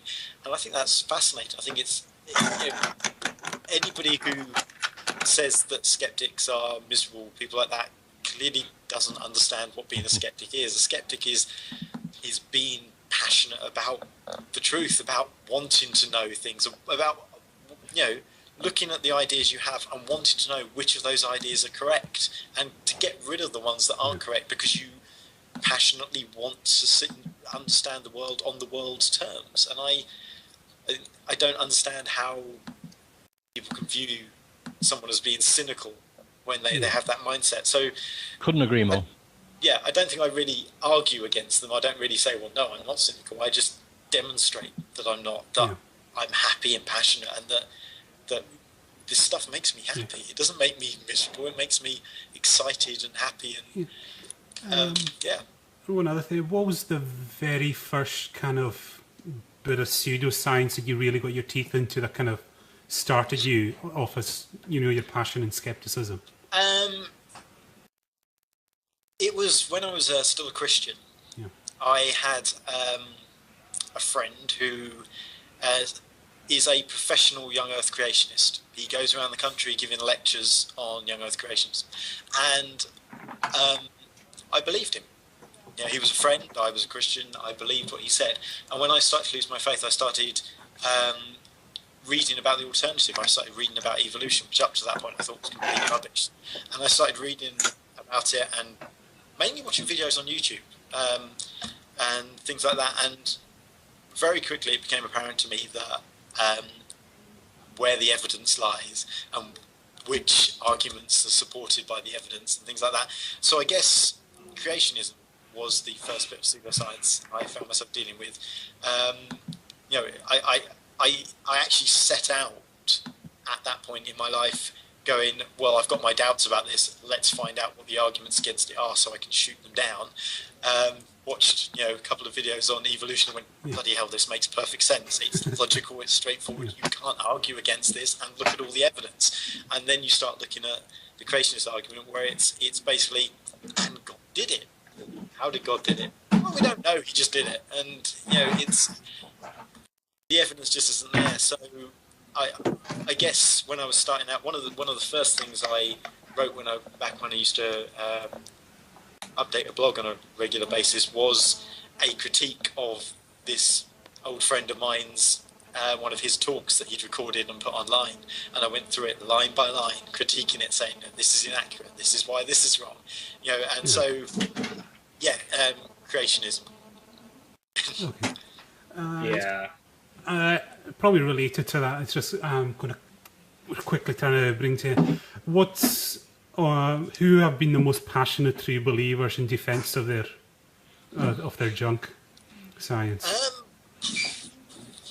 We'll take creationists out because and just say, Kitch, please mute. All I hear is banging and crashing, and you're being bad. Don't make us put you outside again. We'll send an angry Irish woman on you. What the fuck? I guess my experience has primarily been religious people defending things like creationism and that. I think they've been very passionate because it's not just an idea with them. It's not just something they happen to believe. It's not like they go about the rest of their lives and then there's creationism. It's their entire worldview is tied in with this idea, so that people often be very passionate about that. And I guess things like anti-vaccination people, because again, it's such a personal belief. I mean, you look at things like 9/11 conspiracies and people who believe lizards run the world and things like that, and it's a crazy belief they have, but it's just an extra thing with things like anti-vax and creationism and stuff. It's so central to who they are. It's so personal in their lives that I think that's what makes them so passionate about it. I think the most passionate I've come across are definitely the 9/11 truthers. And I've not had much experience, so I can't. I've just found they're very quick to resort to threats and slurs. It's almost instant with them. I think, Mortimer, you know this. Well, myself and Mortimer know this very well. We had a guy one of those kind of guys basic, after me was just... yeah, and he started stalking the show. Because he was actually demanding to be a guest on the show, and his demand was, "Hey, you fucking assholes! I want to go on your bigoted forum." And I said, "That's not really a good way to become a guest on the show." That's how I got on here. But you've got a balaclava and you're Northern Irish, so you can. Yeah, I suppose I do have the real fear factor, but I think it's not so much about the belief, because I do know. There's a fella I used to go to school with, and he was a 9/11 truther. Like, he showed me a lot of these videos, and at the time I was like, ooh, all this minor little bits and pieces sort of makes sense in the grand scheme. And then I kind of thought about it and read into it a bit more and realised that the design of the towers was shit, that the floors caved in of their own accord, stuff like that. And I actually went back to him and said, you know, I watched that video and it was kind of good, but, you know, here's some other evidence. And rather than be like, you're a fucking dick, his response was, oh, fair enough, I'll have a look at it later. Came back to me the next day and said, well, I read that, watched that, and found that fairly interesting, but I still believe what I believe based on the evidence I have. I have to say, I was fucking dumbfounded. Because, like, this is when I started putting my toe in the water of internet atheism, as I would call it. And up until then, every time I'd had a minor disagreement with someone on their beliefs, they'd be, you're a fucking dick, die in a fire. And then just for someone to say, well, you know, you might have a point, but I'll keep going about what I believe, was just, wow. So I do think it has a lot to do with the person themselves and the way, or not so much the way, the method of reaching them. Like, across the internet, there's anonymity, which breeds assholism. And when it's face-to-face with someone that you work with or go to school with or spend a lot of time with, it's kind of a lot more personal and you can't get as inflamed, so... I suppose just one last question, Andy, and then we'll kind of go around to everyone for their final thoughts. What do you think is the most pressing and most urgent bit of kind of pseudoscience that needs addressing at the current time? If you had to put global warming, yeah, you know, all the people who make the issue of global warming a political one, who deny that it's happening. I mean, this is all the other things we've mentioned there. Some of them may have a body count attached, but potentially, if we don't do something about climate change, most of us are screwed, I imagine. I mean, I live in East Anglia, so you know we're underwater. the sea level rises. I'm getting drowned out. So I'd imagine I think that's probably the most important thing. If we just had to focus on one area of pseudoscience, you know, getting rid of those people. So. Can I just point out, I live in Ireland and I'm on a hill, so bring it on, bitches. Well, actually, technically, I think you'll find that if you look at the projections, you'll find that in the UK we're not actually in that much trouble as regards this. The people who are in the real trouble are the people who can least afford to be in the real trouble, mainly in Asia. And I mean real trouble. I'm talking 500 million people possibly dying there. But in UK, we're not going to really suffer much above inconvenience. Certainly not mass body counts. I'm with you, by the way. I'm not trying to minimise anything here, but if you look at the IPCC projections and then look at the Met's projections, very tentative they are about them, of course, since they got so much stake. But they've done some 30-year tentative projections, and you're not looking about huge flooding in England. You're looking a few inches more, no more than that. But when you start looking at Bangladesh and you start looking at low-lying areas of Pakistan, then you're really into the deep shit. Okay, we're going to have to wrap it up there. So I'll just go around my co-hosts for their final thoughts. Kitch? A very interesting discussion, and I hope everyone watching on a panel and on the audience, I know I have, come away with something new. And also buy the book as well. If you go to, Yes. I think it's the right or left hand side, but you'll see some links up on this one side of the screen, and you'll see Andrew's name there. Click on that, it goes to his website, and it'll give you all the info for the book. So go somewhere, I don't know, or do the YMCA, I don't know. Marty, what's your final thoughts, please? Yeah, I'm just going to echo that. Get the book, because, like I said before, I haven't read much of it, but I like what I've read, and I intend to read the rest of it. And Wolfie, the old man of Tool, will call you from now on. Can't stress this enough. Just get the book. Yeah. I read. We're not being paid by this guy, by the way. No, it's all right. I tend to buy it, don't worry. I'm an avid book reader. If you want I'm a to reader, pay me, and I'm a reader, and I promote books that I really enjoy. And this one was just straightforward. It was easy to read. It was very informal, and it's packed. It's packed with all the appropriate skeptic tools. So, and with all the, like, as we were all going on about addressing the issues, like some of the big issues that we have to deal with regarding pseudoscience or just made up conspiracy stuff, everybody should be prepared with these sort of tools, just to see past through that stuff and address the stuff that really matters. Address why people believe this stuff. I mean, the one that I still have in my head: who doubts the moon is real?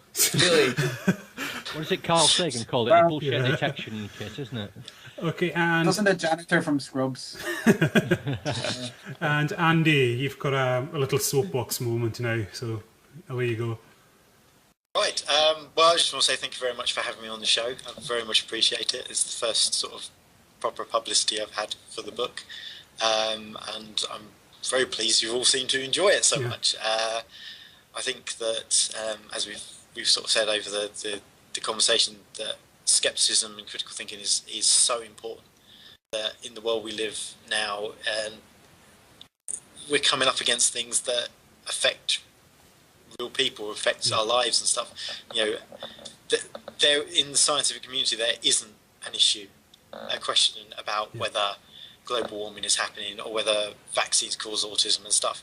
And yet you have people arguing against these things. You have people suffering from diseases that are practically eradicated because they're not getting their vaccines. You have, people making policies that could lead to disaster in 30 years' time because they don't want to accept the science because it's not convenient for them.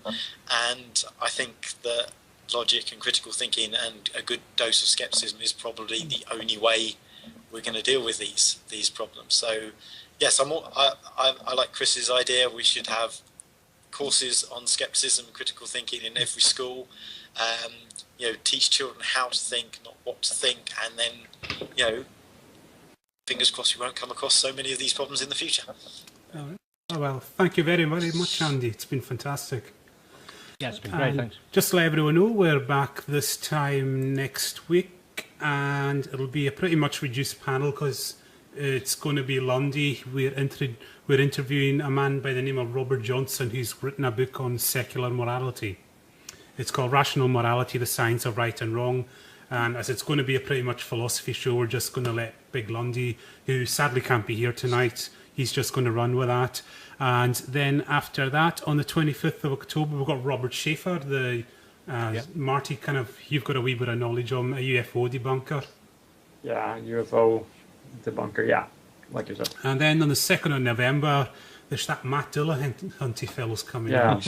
Still can't figure it out. He won't leave us alone, he's just begging to come. You keep mentioning him, but I have no idea who. Yeah, I keep having to say, And then on the 9th of November, we got Steve Wells, the author of The Skeptic's Annotated Bible, which is just out in paperback. And 16th of November, I'm currently, I think it's going to be John W. Loftus is going to be our guest. Nice. Yeah, very dear. Can you quickly explain who Mr. Loftus is? What I know about him is from the 3 books that he published. Why I'm an Atheist. We also 2 of the other ones that he put forth was The End of Christianity and The Christian Delusion. I've read all 3 of those books, and it's just mind-blowing. Yeah. The end of Christianity and the Christian delusion, it's a combination of like a dozen or so different authors, and some of them include my favorites, like Richard Carrier. So maybe it's because my favorite authors are included in them, maybe why I'm a little biased, but overall, John Loftus, brilliant guy, right? Really great author. So yeah, I really look forward to having him on the show. Okay, and then 23rd of November, we've got Kurt and some guy called Tilson. Kitch, do you know Kitch Marty? You ever heard of this Tilson, Phil? No. Wasn't he the guy? Yeah. Wasn't he the guy and I got news for you? But yeah, it's a good friend, Tilson, from Skeptic TV, who are they're on a very long hiatus at the moment. So Skeptic TV, if you're listening, please come back. We're missing you a lot. But yeah, that's them from the Danish Atheist Society. And after that, I'm working on upcoming guests. So like I said, follow our blog and our Twitter and the Facebook and the podcast, and you'll get all the info. And also, very big thank you to Angry Pumpkin and Chris for calling in. More than welcome. I'm sorry I monopolised it so much. It's okay. And thank you everyone for tuning in. Come on here. Yeah. I say thank you everyone for tuning in, and we'll see you same time next week. Good night, everyone. See you. Good night. Bye. Identify experts, and how basically you get a lot of claims where it's like my expert is better than your expert, and so I wrote a whole chapter on how to identify if someone really is an expert in the field that they're talking about, and ended up taking it out of the book. Now it's available as a PDF on my website if you feel like reading it, but basically I go through talking about do they have expertise in the field that they're talking about? Are their qualifications from legitimate institutes, or did they buy them online? And are they making claims based upon the evidence? Are their claims supported by the general consensus of the scientific community? Things like that. I haven't really touched on like the political angle of it, but I completely agree with what you say, and especially with things like climate change and issues like that. You have vaccines come up there as well. Politicians want people to get vaccinated, so obviously that's a conspiracy, right? Well, and then you get on the other side, you get political candidates who campaign by being against those things, and it's because they know that there is this distrust of them, because people distrust the government. So if they come out against them, people will trust them, and it's worrying when science becomes politicized, and it's like science isn't up for a vote. We don't vote on scientific truths. And that's kind of the point that I'm sorry, Ferry, I'm going to be quick here. That's sort of I kind of lost track of it, but that's the point I wanted to make, that people need to understand that scientists don't come to conclusions that politicians order them to come to. They investigate things. They get paid the same amount, whatever conclusion they come to. You don't, Kitch, for example, I mean, suppose you come to the conclusion that gold nanoparticles can't be used for anything. You're still going to get paid the same. Pretty much. Yeah, exactly. So it's not that scientists are just government pawns or something. They haven't been bribed to come to a certain conclusion. And a great example that you could tell that scientists are not pawns of the government is when you have the politicians going against the scientists. And because if the scientists were working for the government, you figure the politicians would be right next to them instead of being against them. And a great example here back in America would be in Texas.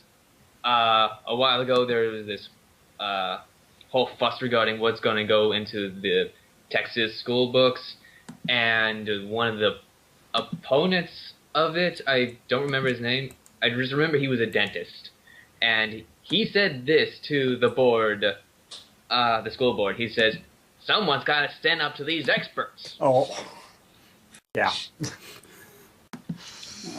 Yeah, that dentist, he was once on the school board, but he got voted out a while ago because he was just crazy.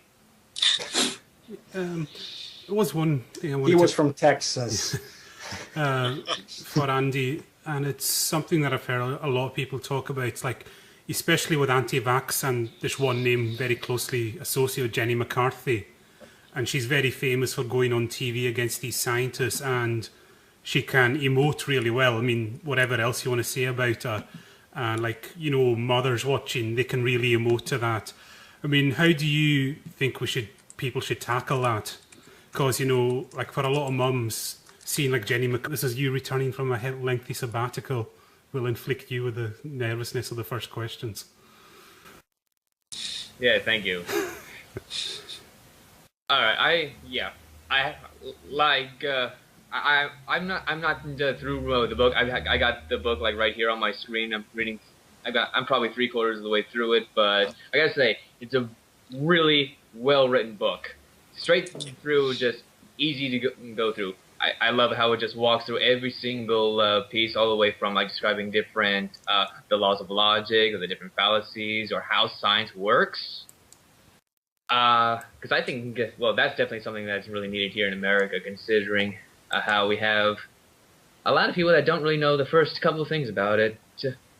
But the people that are rampant around my area that I guess are not fully, well, scientifically minded, smart people, but not scientifically minded, are the green type people who are like all anti-Monsanto and anti-GMOs. Now, I don't know what our viewers take on that stuff, but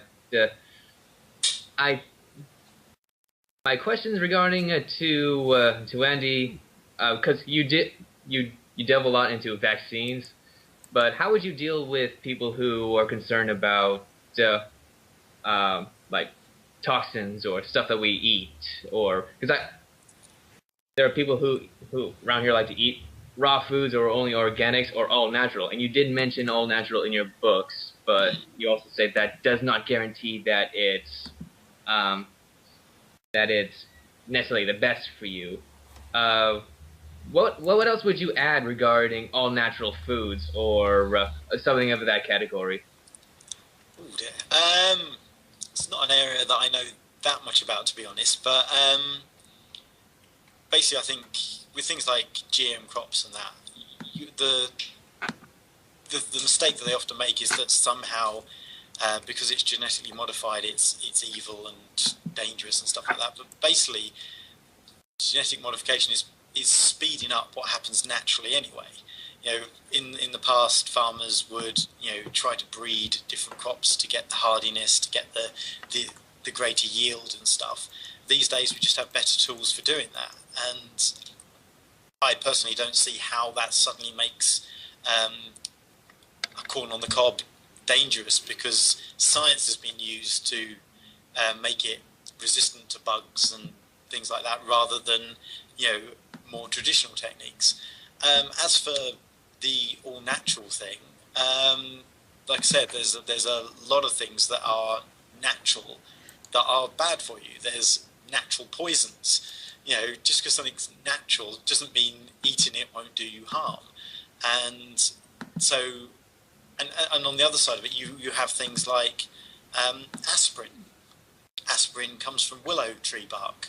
Now, you could, if you want, go down to the woods, scrape off some bark, mix it up in some water and take that when you have a headache. But it's much easier to take the aspirin tablet, which has basically had scientists take the bark, identify the element chemical in there that cures the headaches, and refined it.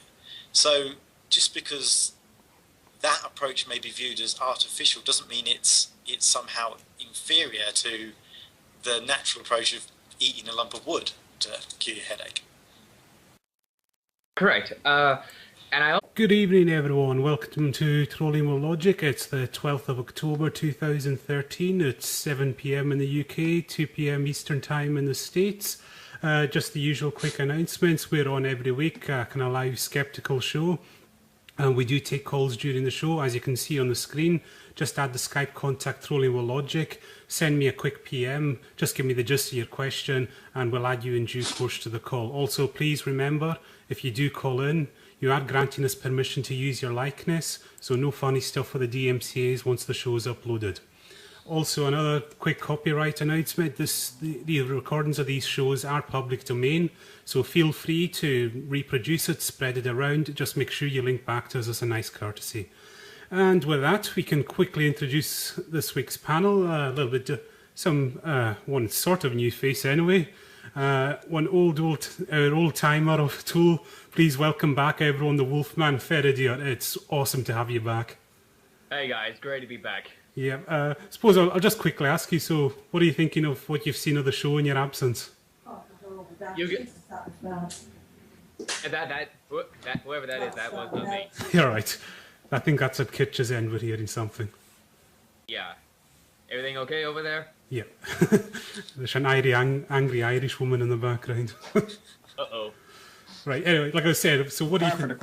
Good luck to you, Kitch. Good luck to you.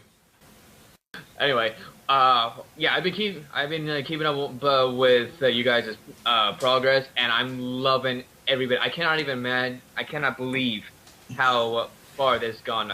I remember years back when it just started with me, Rio, and Chastity Spike, and it was just 3 guys just making a team effort on YouTube, and then over the years we've tried to so many people, and it just sprang into this. Now we've got people from all over the world in a team effort to basically just counter pseudoscience and just bullshit. And we're getting so much viewers, so many downloads, and our podcasts are on iTunes. I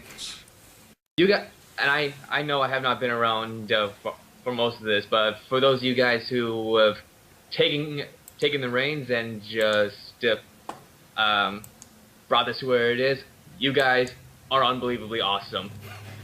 Thank you very much, and welcoming as always the Iceman himself, and as some would say, our bargain basement of Thor in Sweden, Mortimer. Hi, and you actually got it right this time. You didn't call me Norwegian. Oh, we can do that later on, don't worry. There's plenty. No, we're playing Unreal Tournament after this, so we know how to get you raging. And sitting in merry old Ireland, please welcome everyone. You know him and love him, the Kitch. Hey everybody. We know him anyway. Yes. The love him bits up for debate at the moment. So I suppose we shall quickly introduce the guest. Usually, this isn't a pure reflection on the guest. I usually manage to get like a nice, long, really kind of elegant introduction, but we know this man from a really neat little book that he's just released called Building Your Skeptical Toolkit. It's sitting here on my Kindle right now. I'm sort of 3/4 of the way through it. A nice little book, good introduction to critical thinking skills, skepticism, just, battling all kinds of woo, which is kind of quite relevant to all of us. So please welcome the Rabbit Pirate, also known as Mr. Andrew Dart. A very warm welcome to the show. Thank you very much. I'm very glad to be here, and very glad you're enjoying the book. Yeah, thank you very much. So, I don't know, who should we go? I think in the pre-show chat, Wolfie, you had some questions already lined up. You've been kind of reading quite a bit as well. So, and as your long... I also think, this is just my inside view, because there's like a lot of people, like I said, in my area that are concerned about this stuff. I think it mostly stems from their don't trust the government sort of mindset. And that's kind of how I, a while back, got suckered into this, because I did not apply the sort of scientific critical thinking to it. The stuff that you provide very well in your book, and I wish I had that a long time ago, but, I'm an American, and we don't really like our government that much. Same over here. Our polls show cockroaches are more popular than our government. So from that perspective, since we don't trust the government, we don't trust that they are testing the foods properly. We don't go from that. So it starts from a political perspective, and that is basically the core of it. It's not. It doesn't start off as a sort of a health issue. I don't think it's because the USDA and the EPA and the FDA, they test these things. They make sure the farms are efficient, and they make sure that the food is safe or healthy. There's like no link that leads to cancers that found in these foods or whatever. So it starts from a political mindset, and the scientific mindset is not included in there. So, but when I started thinking about it, well, do these foods work? Then I looked into the scientific literature, and I could not find anything. And I'm like, okay, I don't think I'm in the right position for this. And yeah, and ever since then, I've been sort of deemed a sort of heretic, more or less, from the organics or the organic people around here. But it's become almost a second religion to these people. If you just apply a little bit of the critical thinking or the scientific mindset, and you'll be able to see you'll be able to see behind the curtain and see how full of nonsense it is. The same with religion. It's the same with the organics. But in order to make that step, you need to know. You have to keep in mind or understand laws of logic, how to do experiments, and how to just go through the scientific method and build your skeptical toolkit. So, could I? Yeah, this book add is something here? Yes, go ahead. I think, and I'm sorry, I haven't read that much of your book. I haven't had time to do that. I like what I've read so far, though. So maybe you cover this. This idea of some link between politics and science, like what's accepted by the mainstream scientific community is often regarded as that's what the powers that be want you to believe, or something like that. So it gets mixed in with this distrust of politicians or whatever. You see that in the climate change thing, for example. When you have someone actually bringing in actual science, saying, we have a problem here, then it's all, so you're a communist. It's, it works both ways there. It's not something I actually go into much detail in the book. Interestingly enough, I wrote a whole chapter about how to identify. Artie crying and saying her mother instincts compared to a scientist that's just going to come out with some pie charts. I mean, it's, like kind of the mother sitting at home who she's going to listen to more. So how do you think people could get that message across about these things? I think that scientists need, in many cases, to be less academic. They, like you said, they don't want to come out with the pie charts and the numbers and things like that. I think, in some way, it's like using the same sort of tactics. When they're coming out and saying, vaccines causes autism, you can point out that no, that's not the case. But then you can also turn around and say, but not having a vaccine may reduce herd immunity, which results in children dying from whooping cough. You can still use the emotional arguments because they exist on our side of the fence as well. I mean, not necessarily saying that's always the best approach, but I don't think we need to, just because we're being in the skeptical side of things, we don't need to be pigeonholed into just talking about facts and figures. We can use stories and anecdotes and things like that to put our point in across, because those are the things that work better with the lay public anyway. I mean, you read some of the famous books on skepticism, like Demon Haunted World and things like that. It's all stories and things like that. It's drawing people into the story and showing how this works in the real world, rather than just presenting them with facts and figures. So. Okay. Any guys? Do you have any follow-up questions there? Yeah, we haven't heard from Kitch that much. Yeah, Kitch. I think you'll you probably on the have some spotlight. questions on this. Yes. I just wonder why did you write this book, the Building Your Skeptical Toolkit? What was the driving force for you to sit down and start typing away, because it's a great book, and Thank you. but it's quite a lot of work, so you must have been really motivated. I suppose the main motivation was thought that I wanted a book that would have been useful to me when I was first starting out as a skeptic. I remember when I sort of first came across the concept of skepticism as something you could be, being a skeptic, being actively engaging in skepticism. I was coming across things like Skeptic's Guide to the Universe, where they would talk about using skeptical tools, by which they meant concepts and ideas such as the scientific method and an understanding of logical fallacies and things like that, in order to evaluate the world skeptically. And it took me, I think, years to feel I was in a situation to call myself a proper skeptic, because I had to do so much research and so much reading and listening to what other people said before I understood the tools that they were talking about.